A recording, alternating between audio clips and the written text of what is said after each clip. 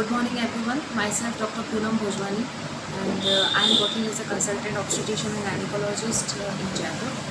So today here I am to discuss a novel drug, ulipristal acetate, that has got very promising results in the medical management of fibroids. So if we talk about the fibroids, we know that fibroids are the most common benign tumors in the women of the reproductive age group.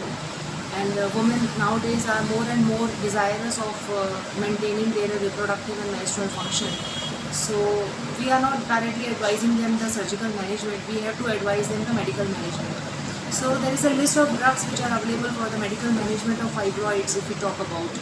So here I am to discuss the ulipristal acetate, and I am going to compare it with the drugs which have been till now they were the drug of choice for so many gynecologists for the medical management of fibroids.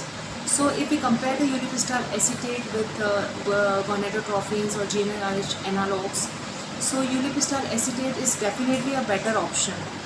Because GnRH analogs have got its own limitations. It cannot be used for more than a 6-month period because it has got a lot of side effects like bone loss, like osteoporosis, and like so many cardiovascular side effects.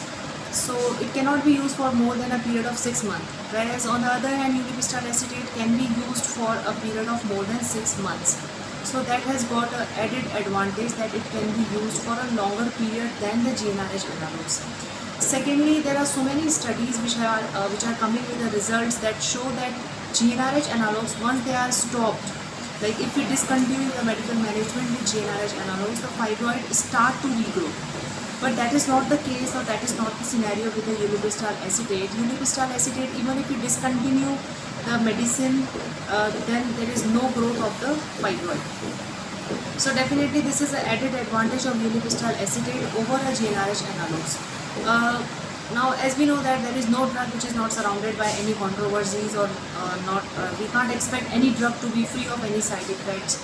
There were so many papers coming up with the side effects of the ulipristal acetate, like ulipristal acetate is associated with cases of drug-induced liver injury. But you know, we have a lot of drugs, a list of drugs are there which causes liver injury. So that we can't stop using these drugs. So we have to be a little cautious about this side effect. So what we can do is that we can get a pre-operative liver function test done of the patient, and then we have to do a proper counseling of the patient. Then after every month and after the stoppage of the drug, like 4 weeks after the stoppage of the drug, we can get a liver function test done.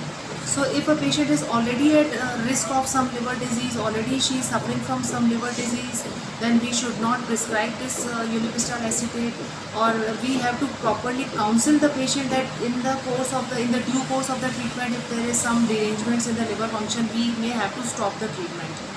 So this was the controversy which was with the use of ulipristal acetate. But since there are so many studies which have come up that with proper monitoring of the liver function test and after proper counseling of the patient, this is totally, absolutely a safer drug to be used.